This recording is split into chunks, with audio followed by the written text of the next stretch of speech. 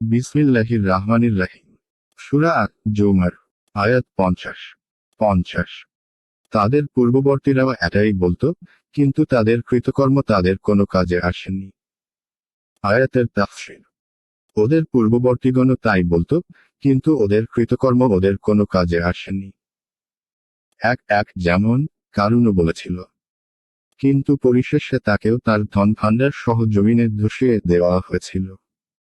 তে অক্ষরটি ইস্তিফহামিয়া, জিজ্ঞাসাবাচক ও হতে পারে এবং নাফিয়া, নেতিবাচক ও হতে পারে।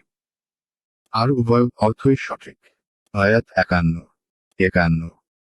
তাদের কর্মের মন্দ ফল তাদের উপর আপতিত হয়েছে, তাদের মধ্যে যারা জুলুম করে তাদের উপরও তাদের কর্মের মন্দ ফল আপতিত হবে এবং তারা ব্যর্থ করতে পারবে না। আয়াতের তাফসীর। সুতরাং ওদের দুষ্কর্মের পাপরাশি ওদের উপর আপতিত হয়েছে। আর ওদের মধ্যে যারা সীমালঙ্ঘন করে, তাদেরও দুষ্কর্মের পাপরাশি তাদের উপর আপতিত হবে এবং ওরা আল্লাহর শাস্তি ব্যাহত করতে পারবে না। পাপরাশি বলতে এখানে তাদের পাপরাশির মন্দ ফল বা শাস্তিকে বোঝানো হয়েছে। শব্দের মধ্যে সামঞ্জস্য লক্ষ্য রেখে পাপের মন্দ ফলকে পাপ বলা হয়েছে। যেমন তে বলা হয়েছে। তাছাড়া পাপের শাস্তি পাপ নয়। এ হলো মক্কার কাফেরদের জন্য হুঁশিয়ারি। আর হলো তাই। এরাও বিগত জাতির মতো অনাবৃষ্টি, হত্যা এবং বন্দিদশা ইত্যাদির শিকার হয়। আল্লাহর পক্ষ হতে আগত এই আযাবগুলোকে তারা রোধ করতে পারেনি। আয়াত 52। তারা কি জানে না, আল্লাহ যার জন্য ইচ্ছা তার রিজিক বৃদ্ধি করেন অথবা হ্রাস করেন। এতে অবশ্যই নিদর্শন রয়েছে মুমিন সম্প্রদায়ের জন্য। আয়াতের তাফসীর।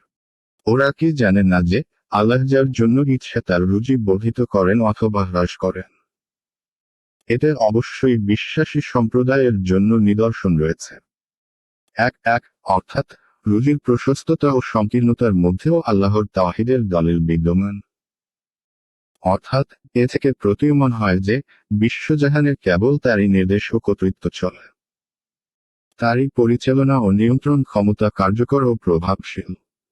এই জন্য তিনি যাকে চান তাকে প্রচুর ধন দিয়ে ধন্য করেন এবং যাকে চান তাকে অভাব অনটনে নাজেহাল করেন। তার এই বিচার বিবেচনায়, যা তার সুকৌশল ও ইচ্ছার উপর প্রতিষ্ঠিত, না কেউ হস্তক্ষেপ করতে পারে আর না তাতে কোনো পরিবর্তন সাধন করতে পারে। তবে এই নিদর্শনাবলী কেবল ঈমানদারদের জন্যই ফলপ্রসূ হয়। কেননা তারাই এগুলো নিয়ে চিন্তা গবেষণা করে উপকৃত হয় এবং আল্লাহর ক্ষমা লাভ করে।